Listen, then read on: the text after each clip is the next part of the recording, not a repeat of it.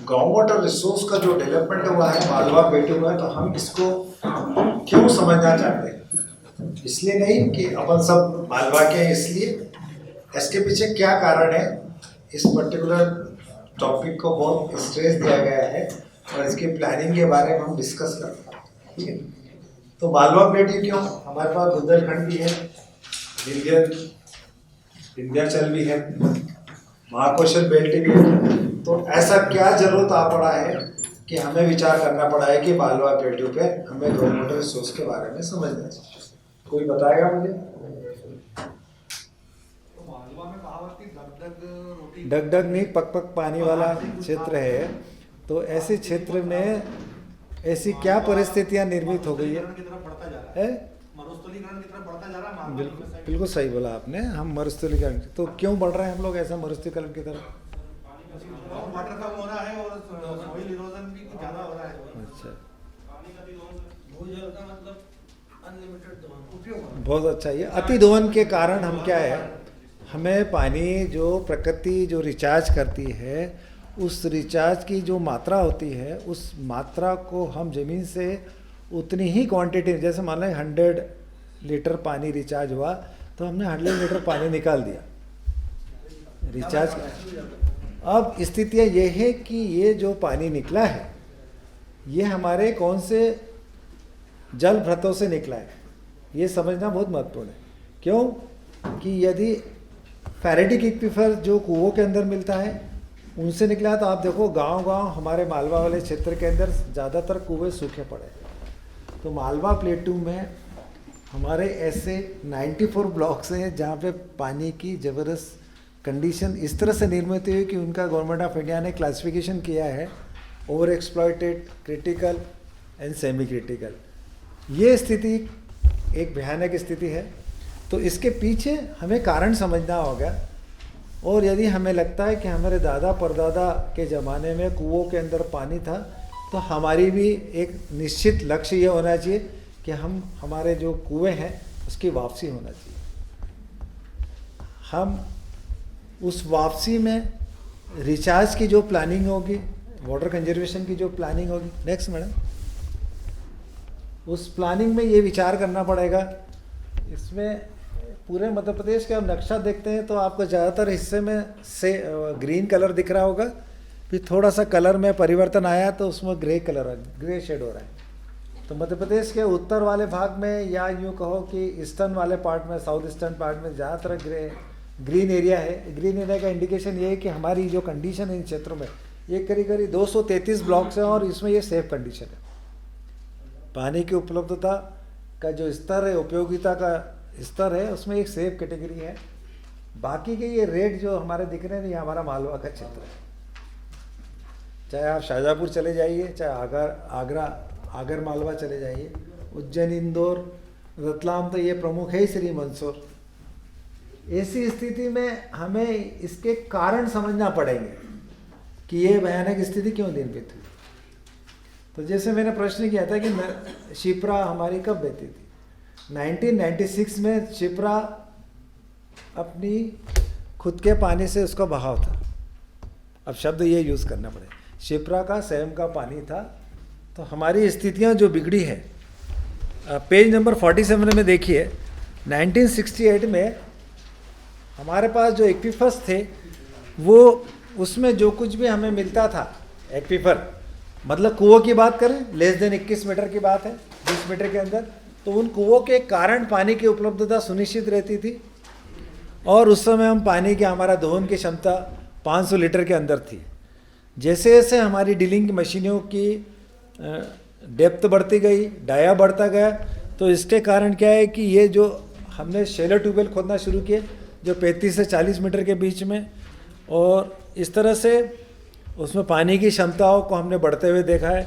फिर 84 से 96, 80 से 90 के दशक में आए तो हमने हमारी क्षमताओं का विकास किया और 6 इंच से 8 इंच बोरिंग की तरफ चले गए।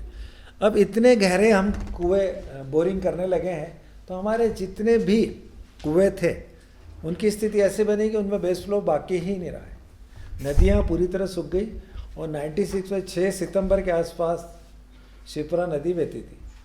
उसके बाद ये अब ऐसी स्थिति आ गई कि वर्षा के दौरान ही ये सितंबर अक्टूबर तक बहती है। तो हमारी स्थिति का जो सही रूप से औचित्य है, सही रूप से हमारा सक्सेस है, वो इन नदियों का बहना है। यदि ये नदियाँ मई महीने तक बहे, पेरिनियल हो जाए, इससे बढ़ के क्या बात होगी। तो क्या रिचार्ज की ऐसी कोई प्लानिंग हम बना पाए जिससे कि हम ये सुनिश्चित कर पाए कि ज़मीन के अंदर बेस फ्लो जनरेट हो रहा है।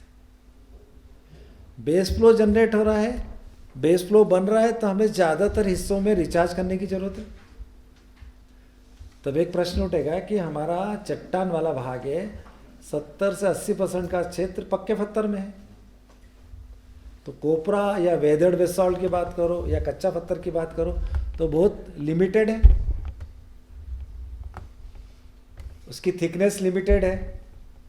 तो इस कॉन्सेप्ट के अंदर ये बहुत अच्छे से समझना पड़ेगा कि मेरा जो एक्वीफर है, जो कुओं के अंदर कुओं के अंदर बनता है, वो नाले पे मुझे कितनी दूरी तक मिल रहा है। कुओं के अंदर फेरेडिक एक्वीफर्स की थिकनेस जो कि वेदर बेसॉल्ट हो सकती है, और एक इसमें एक पत्थर और मिलता है, उसको कहते हैं वेसिकुलर बेसॉल्ट। तो इसमें 20-20 मीटर की लेयर के कारण क्या है, आप देखेंगे एक मैंने मॉडल बनाया, इसमें रखा नहीं है, पर ये इस तरह का एक मॉडल होता है। आप देखिए इसके पेज पर करके, ये इस तरह का जो डिफरेंट कलर का शेड्स है, ये एक एक बेसॉल्ट के फ्लो को बता रहा, मतलब एक एक लेयर को बता रहा है जो 20 से 22 मीटर के बीच में है। और तो इसका मतलब ये है कि हर लेयर के बीच में एक ऐसा कोई चीज़ आ रहा है जो इस बात का संकेत देता है कि ये उससे अलग हो रहा है, ऊपर से नीचे वाला को, नीचे से और नीचे वाले को अलग हो रहा है। तब वो क्या चीज़ हो सकती है, तो ये हमको आज इसमें समझ के जाना है और इसी का उपयोग करना है। बाकी चीज़ें नगण्य है, और ये एलिवेशन का जो रिलेशनशिप है बेसॉल्ट के पत्थर के साथ में, वो हम अच्छे से समझ लें, और उसके कांटेक्ट में, इंटरफ्लो के कांटेक्ट में जो भी उसका एक्वीफर बनने वाला पत्थर, यदि वेसिकुलर बेसॉल्ट कुओं में मिलेगा तो कुओं की क्षमताओं का वो विकास करेगा। वेदर्ड बेसॉल्ट मिलेगा। 2 तरह के पत्थर बहुत इंपॉर्टेंट है, एक तो वेदर्ड बेसॉल्ट, एक वेसिकुलर बेसॉल्ट, और तीसरा हमारा है फ्रैक्चर्ड और जॉइंटेड बेसॉल्ट। तो इस तरह के मालवा के फैलाव में आप देखो, एक क्षेत्र का बताने का आकलन किया गया है इस वाले प्रेजेंटेशन में, तो ये देखिए और अच्छे से समझ में आ जाएगा। इसके बीच में है ना, ये ग्रे कलर का है, ये इंडिकेशन दे रहा है कि और एक्सप्लॉइटेशन हुआ तो ये रेड कलर में पहुंच जाएगा। नेक्स्ट, मालवा प्लेट्यू की स्थिति मध्य प्रदेश के भौगोलिक क्षेत्र के नाम देखिए, नर्मदा का उत्तर वाला पूरा भाग मालवा प्लेट्यू का है। आज जैसे धामनों से उतरते हो बड़वानी की तरफ अपन जब जाते हैं या खरगोन की तरफ जाते हैं, तो ये पूरा मालवा का प्लेट्यू है, और इस मालवा का प्लेट्यू भोपाल तक आता है। भोपाल, विदिशा, रायसेन, यहाँ पूरे क्षेत्र के अंदर है। और इसके जो भी क्षेत्र बनता है करीब 43,000 स्क्वायर किलोमीटर के आसपास बनता है। नेक्स्ट, ये मालवा के पूरे आपके डिस्ट्रिक्ट्स हैं, और हमारी कंडीशन ज़्यादातर रतलाम और मंदसौर में ज़्यादा ख़राब हो रही है, नीमच की तरफ, जहाँ किसी ने बोला ना मरुभूमि बनने की तैयारी है, तो वाटर लेवल का डिक्लाइनिंग बहुत महत्वपूर्ण है। नेक्स्ट, और ये उस रॉक टाइप्स की बात कर रहा है कि जितना ग्रीन कलर का क्षेत्र है ये बेसॉल्ट का एरिया है। तो बेसॉल्ट हमारे लिए बहुत महत्वपूर्ण हो गया है। बाकी के झाबुआ के आपके पश्चिम किनारे पे आपको ये मेटामॉर्फिक रॉक्स हैं, इसका एक कैरेक्टर बेसॉल्ट के कैरेक्टर से बिल्कुल अलग है। और भोपाल के दक्षिण में भोपाल वाले क्षेत्र में ये जो आपको पिंक कलर से मिल रहा है, ये हमारा विंध्यस सेडिमेंट्री रॉक है। इधर अशोकनगर के नॉर्थ ईस्ट में, मंसूर के ये सीतामऊ के ऊपर वाला जो क्षेत्र जाता है उसमें भी, बानपुरा वाला, उसमें शेल और सैंडस्टोन वाला पत्थर मिलता है। तो हमें रॉक टाइप्स बहुत महत्वपूर्ण है। रॉक टाइप का जो कैरेक्टर है, जिसको पानी को बनना है, उसको हमको समझना है। नेक्स्ट, तो जब लावा इरप्शन होता है तो अब देखिए हमारा मालवा का प्लेट्यू बना कैसे। ज्वालामुखी में जो द्रव्य पदार्थ निकलता है उसको लावा बोला जाता है। उस द्रव्य पदार्थ का जो भी एक डिस्टेंस है ये किसी बहुत दूरी की जगह से ये वाला क्षेत्र है। तो ये जमीन के ऊपर भी ज्वालामुखी से बनता है, समुद्र के अंदर आने वाली भी ज्वालामुखी से इरेप्शन होता है, तो उससे भी लावा बनता है। तो लावा जैसे जैसे ठंडा होता जाता है और जिस जगह पे ये ठंडा और गैस निकलने की वजह से तो वहाँ उसमें छिद्र हो जाते हैं, होल हो जाते हैं। तो हमारे लिए सबसे उपयोगी कोई रॉक टाइप का नेचर है बेसाल्ट में, वो है वो छिद्र वाला पत्थर या उसके होल, तो उसको कहते हैं वेसिकल्स, वॉइड बनाता है। तो ये वेसिकुलर ज़मीन के अंदर इंटरकनेक्टेड होते हैं और ये किलोमीटर के किलोमीटर होता है ये फिनोमेना। तो इसको यदि हम रिचार्ज करते हैं तो हमें लगता है कि हमें रिचार्ज में हम उसको बढ़ोतरी कर पाएंगे। नेक्स्ट, तो ये जो लावा जैसे निकलता है ज़मीन से, निकलने के बाद में क्या होता है कि जैसे ज्वालामुखी से वो निकला तो किसी जगह पे वो क्या करेगा कि उसका जो डेंस है, मतलब उसका जो हैवी मेटल है, वो नीचे ज़मीन में बढ़ जाएगा। तो आपको देखो कि वहाँ पे ऊपर की तरफ आपको कोपरा टाइप का पत्थर मिल जाएगा। दूसरी बात है कि बीच में कहीं वो डेंस हो जाता है, कहीं पे वो लाइट हो जाता है, या नीचे भी देखो लाइट हो रहा है और ये ऊपर भी लाइट हो रहा है। तो ये इस तरह से वेसिकुलर बेसाल्ट का कंपोजिशन बन जाता है। तो ये वॉल्केनिक इरेप्शन से बनने वाली बेसाल्ट की स्ट्रक्चर में एक सबसे महत्वपूर्ण कोई स्ट्रक्चर है, वो उसके अंदर बनने वाले जॉइंट्स। आपने देखा होगा हेक्सागन, लंबे लंबे जॉइंट्स तरह के पत्थर मिलते हैं। ये हमारे रिचार्ज की प्लानिंग का एक महत्वपूर्ण सपोर्टिंग एलिमेंट होगा, जिसके कि हम सेकेंडरी पोरोसिटी में जब काम करते हैं तो ये हमें जॉइंट्स और फ्रैक्चर्स का बात करें। दूसरे टाइप के लावा का कैरेक्टर वही है, पर जो फ्लो की कंडीशन है उसमें हो सकता है शुरुआत में आपको बहुत डेंस तरह का, कई जगह हम देखते हैं कि कहीं कहीं बहुत कॉम्पैक्ट टाइप का मैसी रॉक हमको नाले पे ही मिल जाता है। तो हम तो ज़्यादातर उस हिस्से में हमारी स्कीम के हिसाब से स्टार्ट डैम भी बनाने की कोशिश करते हैं, ठीक है। तो आप देखिए कि कहीं कहीं पे ये इस टाइप का मटेरियल में कई बार क्या था, मिनरल इस तरह से डिस्पोज होता है तो एमेक्डल बेसाल्ट बना देते हैं, फिर वेसिकुलर बेसाल्ट बनाने। तो हमें जो याद रखने योग्य बात वो ये है कि हमें वेसिकुलर बेसाल्ट को हमेशा याद रखना है कि मालवा प्लेटो का उद्धार कारक यही है।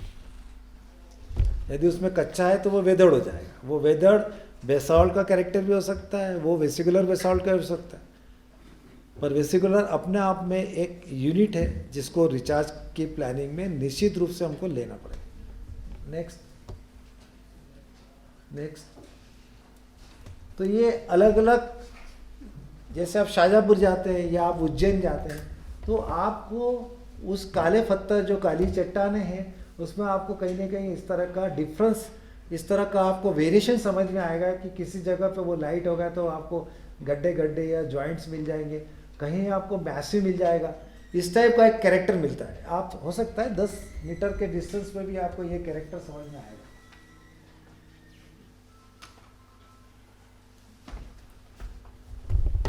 नेक्स्ट, इसमें देखिए आप अक्सर रोड पे देखा होगा, जैसे अपन इधर जा रहे हैं, कहाँ पे, देवास की तरफ जा रहे हैं भोपाल से, तो रास्ते में आपने कहीं छोटी छोटी पहाड़ियों पे इस टाइप के लाल कलर का आपने एक ऐसा साइन देखा होगा। चलिए, तो ये रेड कलर इस बात का संकेत है कि जो लावा का जो भी मटेरियल आया था उसने एक लेयर बना दिया, उसके बाद कुछ समय उसके अंदर ब्रेक आ गया, रुक गया। बहुत दूर से लावा बहता आ रहा है, एक जगह आ गया, उसका मटेरियल नहीं मिला तो वहाँ ब्रेक हो गया। बैकिंग इफेक्ट के कारण ये एक तरह का रेड कलर का वो क्ले टाइप का मटेरियल बनता है, इसको रेड बॉल बोलते हैं। ये इस बात का संकेत है कि यहाँ पे उस लावा के लेयर में परिवर्तन हुआ है। तो जैसे आप देखिए, ये ऊपरी हिस्सा है, ये वाला ऊपर है, इसका एक कैरेक्टर है। जैसे ही रेड बॉल आया, इसका एक कैरेक्टर है। ज़्यादातर ये वेसिकुलर बेसाल्ट का हिस्सा है, ये 3 से 4 मीटर, ज़्यादा 5 मीटर मिलेगा, कहीं कहीं 6 मीटर होता है, पर ऑन एन एवरेज देखा तो 4.5 मीटर के आसपास ही मिलता है। तो हमको हमारी रिचार्ज की प्लानिंग में यही ऐसा एक्वीफायर है जिसके बारे में विचार करना है। अब मैं सबसे रिक्वेस्ट करूँगा कि पेज नंबर 49 पे जाए और देखें कि वो इंदौर के बारे में कौन सी एलिवेशन की बात कर रहा है, देवास में किसकी बात कर रहा है, और नीचे का डायग्राम क्या है। देख लिया सामने? आपको ये लग रहा होगा कि ये ऐसी संख्या है, रिड्यूस लेवल की बात कर रहा है, अलग अलग एलिवेशन का, ज़मीन तल से ज़मीन की जो ऊंचाई है उसका रेफरेंस एक डेटम से लिया गया है, उसको कहते हैं ओशन। तो उसके बेसिस पे अलग, जैसे आप इंदौर की बात कर रहे हैं तो इंदौर का जो हाईएस्ट लोकेशन है, मऊ वाले साहब आप बताएंगे इंदौर का हाईएस्ट कहाँ पे है? सबसे ऊपर टॉप कहाँ पे? कौन सी पहाड़ी पे आपको समझ में आए? जाना पाओगे। सिंगार चोली करके जगह है सिमरोल के पास में, वहाँ 672 के ऊपर हमारी पहाड़ी का टॉप है। तो इसका अर्थ ये हुआ कि मालवा प्लेटू में सबसे टॉप जो जगह बनी वो सिंगार चोली है, और वहाँ पे एलिवेशन 670 है। ये पूरे मालवा प्लेटू के अंदर सबसे ऊंची जगह है। 670 का कुछ भाग देवास की टेकरी के ऊपर भी है, 670 के ऊपर है वो। तो इससे एक ये तो अर्थ निकलता है कि मालवा प्लेटू में इतना ऊंचा है। तो सबसे नीचा वाला भाग क्या है मालवा प्लेटू के बाद में? कहाँ आएगा? नर्मदा वैली के अंदर आएगा। आप देखो बड़वानी की तरफ जाइए, 330 के आसपास है दोस्त। कितना है बड़वानी का एलिवेशन? 290 हाँ 300 के आसपास है। कहाँ 670 की सिंगार चोली की पहाड़ी है, और कहाँ धामनोद के बाद जो बड़वानी आता है। तो ये क्या करता है, अलग अलग इसमें लेयर्स बनती है, 670, 640, 610, 589। और ये कलर जो डायग्राम दिया है ये इस बात का संकेत है कि ये मैंने आपको एक लेयर बताई, ये जमीन के अंदर लेवल। अब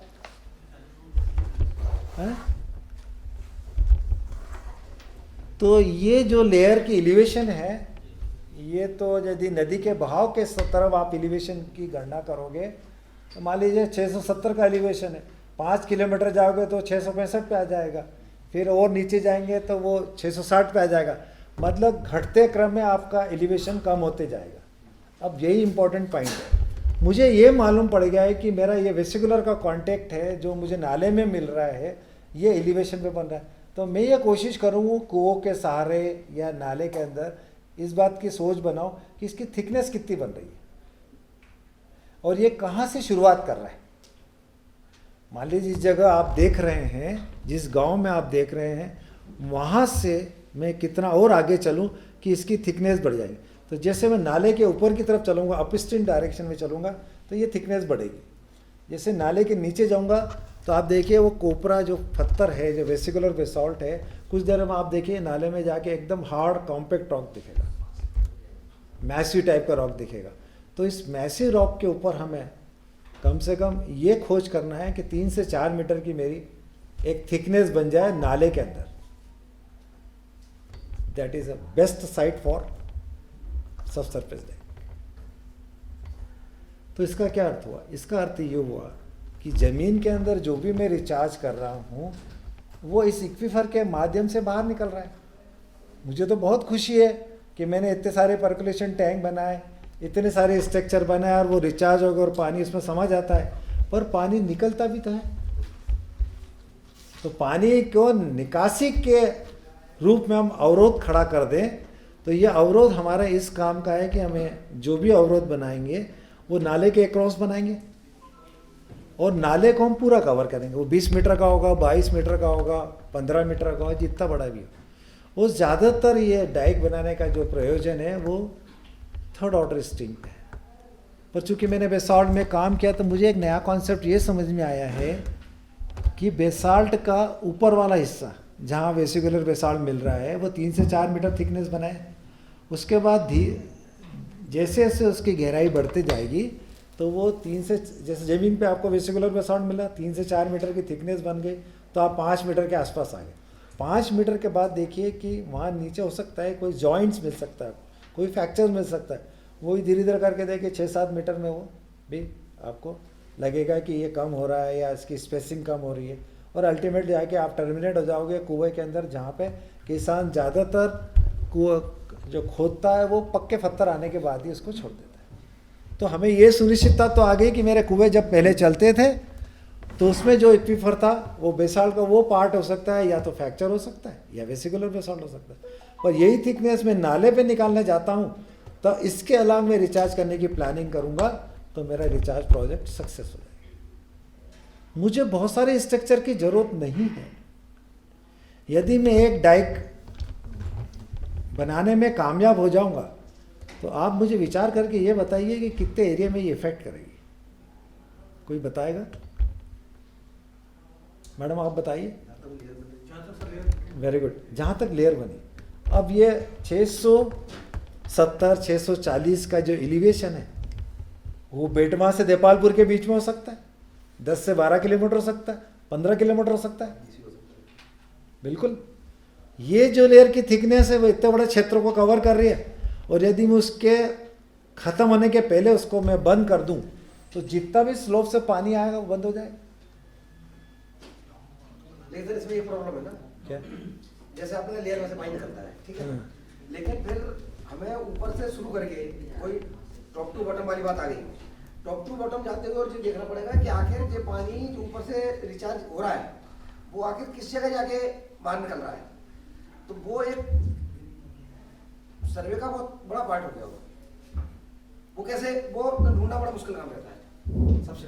देखो, आपको पहले ये समझना है कि मेरा गांव है वो कौन से एलिवेशन के ऊपर है, और मुझे ये मालूम करने की ज़रूरत है कि उस गांव के कुओं के अंदर में कोई ऐसा पत्थर है जो कोपरा बनाता हो, वेसिकुलर बेसाल्ट बनाता हो, और गांव के लोगों ने किसी जगह, जैसे आपने देखा होगा कि लाइनिंग रहती है, तो लाइनिंग का संकेत क्या है कि ऊपर उसने कुछ मट्टी बंद की होगी, कुछ ऐसा हो सकता है वहाँ पे कोई क्ले हो, जैसे आपके देपालपुर क्षेत्र में 16 से 20 मीटर के आसपास थिकनेस मिलती है, तो उसने उसको बंद कर दिया। फिर नीचे जो भी कोपरा मटेरियल है जहाँ से पानी कुएं के अंदर आता था वो 3-4 मीटर हो सकता है, उसकी गहराई 7 मीटर हो सकती है, 10 मीटर हो सकती है। तो एक थिकनेस का हमको एक मोटा मोटा अंदाज समझ में आएगा, और ये गांव वेसिकुलर बेसाल्ट के ऊपर है, ये बात हमें समझ में आ जाएगी। तब उस कंडीशन में हम नाले पे जाके जब उसको देखेंगे तो उसको थिकनेस, भाई हमको तो गांव के कुएं के अंदर 10 मीटर नीचे या 8 मीटर नीचे 7 से 10 मीटर में ये वेसिकुलर बेसाल्ट मिला, तो 10 मीटर मतलब गांव के जो नाला है उससे जब 10 मीटर नीचे जाओगे नाला सेक्शन में, तो आपको समझ में आएगा यार हम तो 6-7 मीटर ही है, अभी 3 मीटर और जाना है, वो तो कोपरा वहीं पे। मतलब सीधी बात है कि कुएं में जो झरने निकल रही है पानी, हाँ, उस जगह हमें देखना पड़ेगा कि उस जगह पत्थर की स्थिति क्या है, हाँ। कौन सा है, कौन सा हम एक ही पत्थर को समझने में कामयाब हो जाए। ये डॉक्यूमेंट आपको दिया है, इस मॉड्यूल के अंदर ये आपको एलिवेशन दिया है। आप एलिवेशन का एक ज़बरदस्त एक्सरसाइज की थी मैंने 1996 में, और ये एक्सरसाइज में ये हर क्षेत्र का बता सकता हूँ मैं कि जैसे 487 में गए तो 487 में क्या होगा कि हमारा मालवा का उज्जैन वाला क्षेत्र आता है, और इस 487 में जो थिकनेस बनती है करीब 4 से 6 मीटर के आसपास बनती है। जो उज्जैन वाला मेरे मित्र जानते होंगे कि किथोडराव करके जगह है जहाँ पे ये 487 मिलता है आपको, और ये 487 वाला एलिवेशन कॉन्टेक्ट रामघाट तक आता है। अब यदि मैं रिचार्ज करूँगा 487 को तो पानी कहाँ तक आ जाएगा? हो गया क्लियर कॉन्सेप्ट। ये एलिवेशन का आप भरपूर उपयोग करिए, आपको नहीं समझ में आता है, ये आपको एक बाइबल दे दिया मैंने मालवा प्लेटू के बेसाल्ट के ऊपर। कुछ इस तरह का वेसिकुलर बेसाल्ट आपको दिखेगा, कहीं हार्ड भी हो सकता है, ये कहीं कोपरा। ये देखो ये गड्ढे गड्ढे, ये देखिए ऐसे वॉइड वेसल्स होंगे, और ये वेसल्स की तरफ देखिए आप, इसी में पानी का स्टोरेज बनता है और ये एक्वीफर बनाता है। इसको तो आप बहुत अच्छे से पहचान लेंगे, आप रोड पे पहचान सकते हैं। आप रोड पे यदि वेसिकुलर बेसाल्ट आता है रोडों के पास में, हमें लगता है कि पानी बह के निकल रहा है, रिचार्ज स्ट्रेंज बना सकते हैं। पर कृपा करके ये एक अमूल धरोहर है इस देश के, हमारे आने वाली पीढ़ी की एक अनमोल धरोहर है। इसकी थिकनेस को कृपा करके खोदने के कारण कम मत करना। पूरे नाला वाले क्षेत्र में 1 या 2 जगह आप कोई ऐसा स्ट्रक्चर बनाओ जो बहुत बड़े क्षेत्र को फ़ायदा पहुंचाना है, जैसे सबसरफेस डाइक है, तो 2-3 मीटर आपको वहाँ खोदना पड़ेगा। आप हर जगह कहोगे मैं तो पिट खोदूँ, रिचार्ज टैंक खोदूँ, आप उस एक्वीफर के मटेरियल को इनडायरेक्टली ख़त्म कर रहे। हमारे ये तो इसको कोई नहीं बना सकता, ये एक धरोहर है। तो आज जरूर ये सीख के जाए कि कुछ भी मैं काम करूँगा पर इसकी थिकनेस को कम नहीं होने दूंगा, मेरे कारण ये थिकनेस कम नहीं होना चाहिए। यही पत्थर ऐसा है जो रिचार्ज लेगा, और यही पत्थर ऐसा है जो आपको पानी भी देगा, और यही पत्थर ऐसा है जो मालवा में उसकी जो रिसोर्स का एक्सप्लॉयटेशन हुआ है वो वापसी करेगा। यही पत्थर है जो आपको नदी नाले के अंदर बेस फ्लो बनाएगा। बेस फ्लो मतलब क्या होता है कि नदी जो है, नदी का चलने का कारण जैसे मैंने बेस फ्लो बोला है, तो वो जो लैंड से जो भी स्लोप आता है, जो वाटरशेड बनता है, जो सेचुरेशन होता है, वो कंटिन्यूस नाले के सहारे और ज़मीन के अंदर जो जाता है उसके सारे नदियाँ बहती हैं। तो बेस फ्लो के मामले में यदि आपको समझना है तो आप नर्मदा नदी को समझिए। नर्मदा नदी अमरकंटक से निकल के पूरे जंगल के क्षेत्र से गुजर के आती है, तो वो उस क्षेत्र में ज़बरदस्त बेस फ्लो बन रहा है उन पेड़ों के कारण। वहाँ एक इस तरह का पेड़ मिलता है जो 100 150 फीट नीचे जाता है, तो पानी की स्रोत को बनाए रखता है।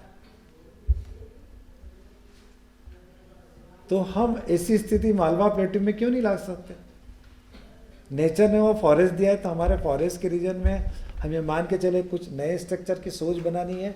फॉरेस्ट के नीचे जो आता है स्लोप वाला एरिया, उस वाले क्षेत्र के अंदर हमें निश्चित रूप से पर्कुलेशन टैंक बनाना है। हर जगह हम पर्कुलेशन टैंक की बात, ये एक स्लोप का कॉन्सेप्ट है। पहाड़ी से निकलने वाले नाला जो डेवलप आके सेकंड ऑर्डर में कन्वर्ट होता है, उसके आसपास के क्षेत्र में यदि हमें वेसिकुलर बेसॉल्ट मिलता है तो हम पर्कुलेशन टैंक निश्चित रूप से बनाएंगे। साल के बाद है एंड में, उसके आखिरी में, उसके एंड के पहले उस थिकनेस को। पर्कुलेशन टैंक की एक शर्त और है। हम पर्कुलेशन क्यों बनाना चाहते हैं? हम ये चाहते हैं कि हमने जो पानी इकट्ठा किया है वो ज़मीन से पर्कुलेट हो, उसमें रिसाव हो, तो फ़ायदा किसको मिलना चाहिए? है? आसपास के सोर्सों को हाँ, हमारे नीचे कुओं के अंदर आना चाहिए। तो हमारे जो जल भ्रत है वो कुओं के अंदर जरूर होना चाहिए, पर्कुलेशन टैंक। हम हर जगह पर्कुलेशन नहीं बोलेंगे इसको। स्लोप का कंसेप्ट है, पानी आया, इकट्ठा हुआ, पर्कुलेट हो गया। अब दूसरी ऐसी कौन सी कंडीशन बनती है पर्कुलेशन टैंक में? एक तो हो गया हमें नीचे स्ट्रक्चर सफिशिएंट होना चाहिए, हमारी स्लोप होती है वो सेकंड ऑर्डर की होना चाहिए। और तीसरा क्या है, जैसे आपने देखा होगा पहाड़ी से जब नीचे ज़मीन उतरती है और वो ज़मीन को लगने के लिए आती है, तो उसका जो मिलाप आता है, जैसे ये पहाड़ी आ रही है और ये ज़मीन है, तो इसमें देखिए ये वाला क्षेत्र जो है सबसे महत्वपूर्ण क्षेत्र है। इसको पेडिमेंट जोन बोलते हैं। ये ज़्यादातर लिनियामेंट कंट्रोल होता है और यह वीक जोन होता है। इस पर आप पर्कुलेशन टैंक बनाएंगे, बनाने की स्थिति बनती है, तो निश्चित रूप से बहुत फायदा करेगा। ज़मीन जब पहाड़ी से आते हैं, ज़मीन पे आप आओ, तो ज़मीन से आने के बाद में जो जगह लगेगी पहाड़ी से, जैसे हम इंदौर से जाते हैं, पहाड़ी की तलहटी में होता है। तलाटी में इंदौर से जाते हैं तो पूरा धामनोद में जो घाट है, भैरव घाट क्रॉस करने के बाद जहाँ गणपति जी का मंदिर आता है, मर्ज हो जाता है पहाड़ी, वहाँ पे पहाड़ी ज़मीन को मर्ज हो रही है, वो जगह बेस्ट होती है पर्कुलेशन इम्पैक्ट को देने के लिए। इसके ऊपर यदि हमें वेसिकुलर बेसाल्ट आए तो हमें बनाना चाहिए वहाँ पे। अब इस बनाने के पीछे की जो गणित है वो हमको ये निश्चित रूप से मालूम होना चाहिए कि मेरे फर्स्ट ऑर्डर के ऊपर कैचमेंट में कितना एरिया आ रहा है पानी, जो कि क्वांटिटी में हमें बता दे कि इतना पानी आ रहा है। अब डिज़ाइन का कॉन्सेप्ट है, तो आप मुझे बता सकते हो फर्स्ट ऑर्डर कितना पानी ला सकती है स्लोप के हिसाब से? कैसे हम जानेंगे? एरिया से कैलकुलेट, एरिया कैलकुलेट कर लिया, वेरी गुड, हमने एरिया निकाल लिया। उसके बाद रन ऑफ निकाल लिया। आपको मालूम है कि रन ऑफ आया है, तो रन ऑफ के लिए क्या करोगे आप? रन ऑफ के लिए आप क्या करेंगे? डिक्कन फार्मूला से निकालो, जो आप लोगों को मालूम है। इस टैंक की कैलकुलेशन है, सिविल इंजीनियरिंग की आपने पढ़ी होगी। इस टैंक ने क्या करा, गुड कैचमेंट, एवरेज कैचमेंट और बेड कैचमेंट पे उन्होंने अपने क्लासिफिकेशन दी है। उसमें 27 से 30% के आसपास का रन ऑफ की जो क्वांटिटी हम कैलकुलेट कर रहे हैं, जिस वॉल्यूम को कैलकुलेट कर रहे हैं, हम उसको सेफली मान सकते हैं। पर यदि कोई स्पेसिफिक फार्मूला है, डिक्कन फार्मूला जो हम बोल, उससे भी हम निकाल सकते हैं। इसके बेसिस पे ये हम सर्टन कर लेंगे कि इतना मतलब 1000 या 2000 क्यूबिक मीटर पानी हमारे इकट्ठा हो रहा है हमारे टैंक में, तो आप नीचे वाले कम से कम 100-150 कुओं के अंदर ये पानी उपलब्ध हो जाएगा, तो सबसे बड़ा फ़ायदा क्या होने वाला है? रबी के सीजन में जब वो क्रॉप लेने जाता है तो बहुत मुश्किल से पलावे के बाद में उसको 3 पानी और ज़रूरत पड़ेगी। कहीं कहीं ये 5 पानी लगता है। और इस पानी की गणित में आप ये समझने की कोशिश करो कि यदि वो 2 पानी तक सिमट गया पला हुआ, तो 6-7 क्विंटल ही उसका अनाज आएगा। पानी की उपलब्धता इस बात की सुनिश्चित करे कि उस क्वांटिटी के साथ में जो कन्वर्ट करेगी किसान की इकोनॉमिक्स को। यदि मैं 5-6 क्विंटल के बाद में ये स्थिति का निर्माण कर लूँ कि वो 12 से 18 क्विंटल के आसपास बन जाए, तो आपको सुनिश्चित करना पड़ेगा कि उस किसान को 4 से 5 पानी की व्यवस्था हो जाए, और ये वेसिकुलर बेसाल्टी कर पाएगा मालवा प्लेट। नेक्स्ट, उसमें जो फ्रैक्चर्स बनते हैं इसका बड़ा महत्व है। एक ये इस फ्रैक्चर्स में क्या है, आपने देखा होगा उज्जैन में एक संस्कृत यूनिवर्सिटी बन रही है नरवर के ऊपर, बहुत बड़ी यूनिवर्सिटी का कैंपस है। वहाँ इस तरह का वेसिकुलर बेसाल्ट है। मैंने उसको शिप्रा नदी के किनारे तक इसको ट्रेस किया तो करीब 7 से 8 मीटर की थिकनेस बनाता है, और थोड़ा सा उसका जो स्पेस है जॉइंट्स का, ये जॉइंट्स का देखिए, ये हर एक जगह स्पेस मिलेगा, ये हेक्सागोनल है, मतलब इसकी 6 भुजाएं होती है बेसाल्ट के ऊपर, और इसके बीच का जो सेंट्रल एक्सिस है ये बहुत पोटेंशियल होता है, इसमें ज़्यादा प्रोबेबिलिटी रिचार्ज की होती है। बाकी जो जॉइंट्स ओपन होंगे निश्चित रूप से उसमें भी रिचार्ज की कंडीशन होगी, पर ये अलॉन्ग, यदि ये जॉइंट उस नाले के अलॉन्ग अलाइन हो जाता है, हार्ड रॉक में भी हम रिचार्ज कर सकते हैं। सबसे क्लासिक एग्जाम्पल जो मैंने अपनी स्टडी में देखा था वो उंडासा रिजर्वायर है उज्जैन में। उंडासा रिजर्वायर के नीचे एक हीरा मिल करके एक जगह है, हीरा मिल में कम से कम 16 डगवेल है उज्जैन अर्बन में।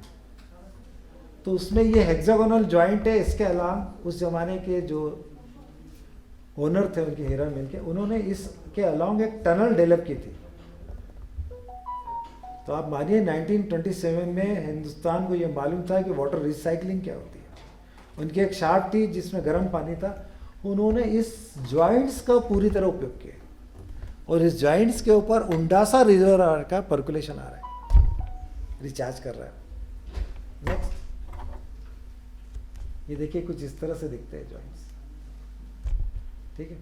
नेक्स्ट, ये रोड पे आपने देखा होगा ऐसे वर्टिकल फ्रैक्चर जैसे आपको दिख रहा है, देखिए।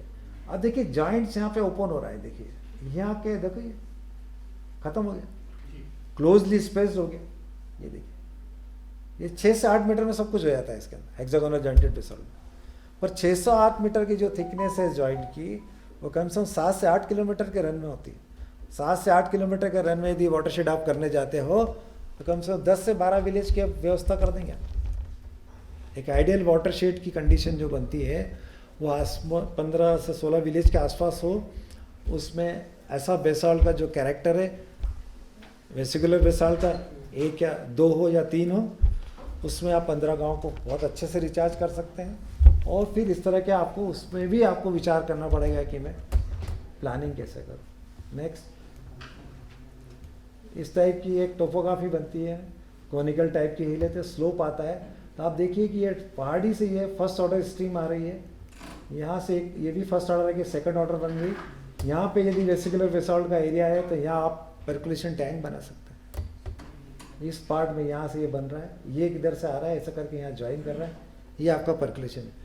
तो इस तरह के पहाड़ी के टॉप से लेके जब वो ज़मीन से जुड़ने की तैयारी होता है, उसके पहले उसको मैंने बोला पेडिमेंट जोन है, वो एक वीक जोन है, उस पर आप पर्कुलेशन टैंक बना सकते हैं। नेक्स्ट, तो लावा के जो मैंने आपको कैरेक्टरिस्टिक डिस्कस किए कि किस तरह से जॉइंट्स बनता है, कैसे वेसिकुलर बेसाल्ट बनता है, तो ऊपर का जो सरफेस होता है उसमें वेसल के साथ वो फ्रैगमेंटरी टॉप बनाता है। It's a very significance and indicator कि उसका जो टॉप होगा रफ टाइप का, देखा आप कंकर टाइप के उसमें जो इस तरह के मिलते हैं सेकेंडरी मिनर के साथ में वेसल्स फिल्डअप होते हैं।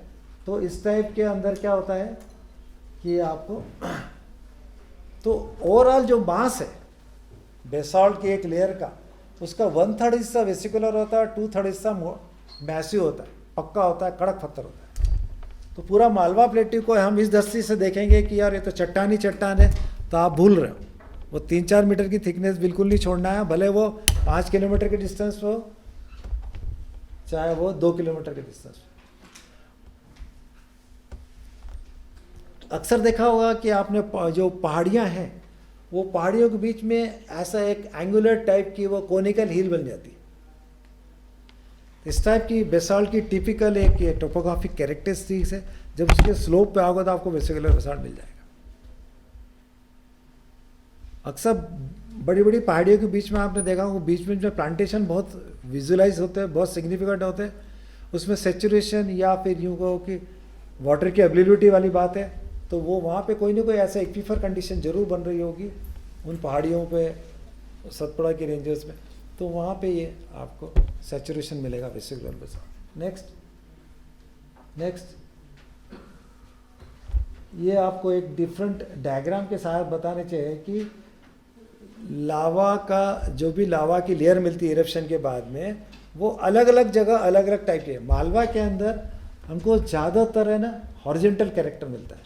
670 पे आपको एक फ्लो मिला तो वो 640 के आसपास आपको मान के चलना है कि वहाँ वेसिकुलर बेसाल्ट मिल जाता है। जैसे आपका देवास में 420 होता है, शुजालपुर में 440 होता है, पार्वती में 460 से 480। तो इनमें जो डिसेचुरेशन आया है तो वो जो वेसिकुलर बेसाल्ट की जो थिकनेस है वो इतनी ड्राई हुई कि कोलेप्स कर रही है। उसमें रेड वॉल का एक कंट्रीब्यूशन है। तो शुजालपुर शाहजहाँपुर में कोलिसिबल का कारण है कि जौहरा की तरफ कोलिसिबल जो मिलता है उसका कारण ये। नेक्स्ट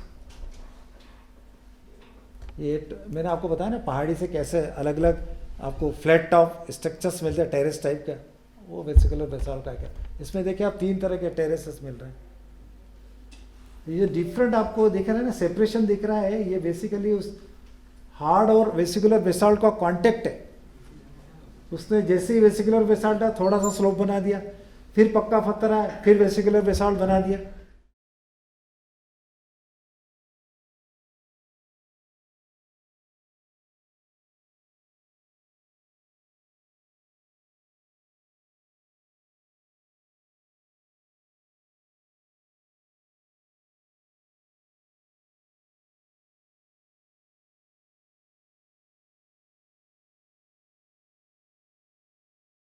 ये आपको जो एलिवेशन बता रहा था, इंदौर में 670 है, 640 है। इंदौर में आप लोगों ने बहुत रेन वाटर हार्वेस्टिंग, आप तो बता रहे हैं आपको बहुत फ़ायदा हुआ। इंदौर ही ऐसा शहर है पूरे मध्य प्रदेश के अंदर जिसमें 670 तो टॉप सिंगार चोली बना है, पर 530 मीटर और 515 के बीच में जो फ्लो चलता है वो पूरे शहर को कवर करता है। तो इंदौर में जब हमने 98 में स्टडी की थी, करीब करीब 42,000 डगवेल थे वहाँ पे। और आज भी बोर चलते हैं वहाँ पे, बहुत ज़्यादा बोर बहुत चलते हैं। ऐसा नहीं है कि लोग नर्मदा पे डिपेंडेंट है। मूसाखेड़ी करके जगह है वहाँ पे, आकाशवाणी के पास में, आप लोगों ने देखी होगी। हम स्टडी करने गए थे roof top rain water harvesting का जो कैंपस है नर्मदा का, उनका जब किया था तो आपको विश्वास नहीं होगा कि इंदौर शहर का ये वेसिकुलर बेसाल्ट का कैरेक्टर क्या था कि गर्मियों के दिनों में टैंकर आता था तो हमने एक पीजोमीटर पे एक वाटर लेवल रिकॉर्डर लगा रखा था, उसमें वो उसमें किंक इंडिकेट करता था कि इसमें पानी चला गया, फिर उसका फ्लक्चुएशन दिखाता था। वो एक टैंकर वाटर को ज़मीन में जो पानी लोग ले रहे हैं वो गिरने के बाद में ज़मीन का पर्कुलेशन इम्पैक्ट कितना हाईली पोरस जोन बना था। तो इंदौर में जो स्थितियों का निर्माण हो रहा है उसमें वेसिकुलर बेसाल्ट का इतना अधिक कंट्रीब्यूशन है कि वो पूरा रिचार्ज कर रहा है। क्रिटिकल जो है वहाँ पे अभी क्या है, जैसे जावरा पिपलोदा जैसे ज़्यादा टेंशन आ रहा है, तो वहाँ कौन सा वो है? जावरा पिपलोदा की क्रिटिकल कंडीशन में एक बहुत समझने वाली बात यह है कि हमारा जो फोकस है जावरा के लिए पहले डगवेल जोन की रिचार्ज करने के लिए होना चाहिए। नंबर बिल्कुल 1 साल में रिजल्ट आ जाएगा यदि वो डगवेल जोन को आप रिचार्ज कर लोगे। बहुत सारी रूफ को आप ज्वाइन कर दीजिए पानी को, उसमें आप रिचार्ज कर दीजिए, फिर आप देखिए कि वो बेसाल्ट का वो कैरेक्टर जो वेसिकुलर बना रहा है वो नाले में कितनी दूर जाके मिल रहा है। वहाँ पे एक क्रॉस एक टनल खोदिए, काली मिट्टी डाल दीजिए, एक सब सरफेस डाइक बनाइए प्रॉपर तरीके की, तो ये जो पानी आप रिचार्ज कर रहे हैं कुओं में वो बंद हो जाएगा। एक मैंने कॉन्सेप्ट और निकाला था, वो रतलाम से संबंधित था। उसमें यह था कि एक वहाँ पे एक बहुत इंडस्ट्रियल एक्सीडेंट हुआ था। किसी एक इंडस्ट्री ने क्या करा था कि अपना जो पॉल्यूटेड वाटर था उस ट्यूबवेल के अंदर छोड़ दिया था। उससे आपने सुना भी होगा कि पूरे रतलाम शहर में काला पानी मिलता था बोरवेल के अंदर। और जब आप रोड से निकलते हैं तो भयंकर स्मेल आती है। तो वहाँ की एक आईवीआरएस वाली जो एक फैक्ट्री है, वहाँ एक नाला निकलता था, मलेनी नाला, मलेनी रिवर है वहाँ पे, और एक कुरिल नदी है वहाँ पे, मलेनी में जाके मिलती है। तो वो करीब करीब 12 किलोमीटर के पैच में आरईएस के साथ में, मनरेगा के साथ में मैंने फंड सेंट्रल गवर्नमेंट का दिया था। मैंने ये बोला था कि स्टाफ डैम आप बना रहे हो उसको मैं निश्चित कर लूँ कि वो रिचार्ज करें। तो स्टाफ डैम में रिचार्ज शाफ्ट की प्लानिंग करी, और रिचार्ज शाफ्ट हमने स्टाफ डैम में हम कहाँ बनाएंगे, उसके बैक वाटर पे। हम सेंटर में नहीं बनाएंगे क्योंकि पानी का वो उपलब्धता बनी रहे। हम उसके बिल्कुल टो के पास नहीं बनाएंगे जहाँ मैक्सिमम वाटर के हमको लेवल मिलती है। तो हमने बैक वाटर बनाया। तो बैक वाटर में जितना पानी बनता था वो उसको रिचार्ज कर रहा है। उससे 3 साल में ये फ़र्क आया कि जो स्मेल आती थी वो ऑलमोस्ट ख़त्म होने की तैयारी में है। और दूसरी बात ये थी कि जितना अधिक किसान पानी यूज़ करेगा तो फ्लोटिंग के कारण जो पॉल्यूशन था वो बाहर होते जाएगा। इधर से हम रिचार्ज कर रहे हैं, उधर से, और जो स्टाफ डैम की साइड थी वो ज़्यादातर वेसिकुलर बेसॉल्ट पे थी। तो वेसिकुलर बेसॉल्ट भी सरफेस के ऊपर एक्सपोज होने से वो रिचार्ज कर रहा है। तो ये एलिवेशन देने का पर्पस है, आपसे शेयर करने का है कि ये एक बहुत वंडरफुल इन्फॉर्मेशन है जिसका आप उपयोग में कर सकते हो। और हमने इसीलिए मॉड्यूल के अंदर रखा था कि ये यदि आप जैसे मंदसौर की तरफ रहते हैं या आप रतलाम की तरफ रहते हैं तो रतलाम का ये 518। अब इस फ्लो के अंदर भी एक इम्पॉर्टेंट है कि कौन से ज़्यादा वर्क करते हैं फ्लो। जैसे ये एक 487 489 वाला ये फ्लो है ना, ज़बरदस्त रोल अदा करता है। 460 वाला देवास का फ्लो बोलता हूँ मैं इसको, शाहजहाँपुर देवास का, ये बहुत वर्क करता है। फिर ये 420 वाला आपका बहुत रिचार्ज पोटेंशियल बनाता है। तो जैसे जैसे आप शिप्रा से आप आलोट की तरफ जाएंगे तब आपको 386 356 341 ये माही के फ्लोज मिलते जाएंगे। ये आपको ऐसे रायसेन गुना का बताया मैंने, भोपाल का। नेक्स्ट, ये एक वेदरिंग का मैंने आपको पहले एक्सप्लेन किया था कि कोपरा पत्थर मिल रहा है तो उसकी थिकनेस पे काम करना। नेक्स्ट, ये स्प्रोडल, उसमें वेदरिंग में क्या होता है, जो कोपरा बनता है तो उसमें जो उसकी जो बॉडी है वो प्याज की छिलके की तरह निकलती है, दैट इज स्प्रोडल वेदरिंग बोलते हैं उसको। वो भी एक गुड साइन है कि ये हमारा वेदर्ड है और इस पर हम रिचार्ज कर सकते हैं। नेक्स्ट, धन्यवाद।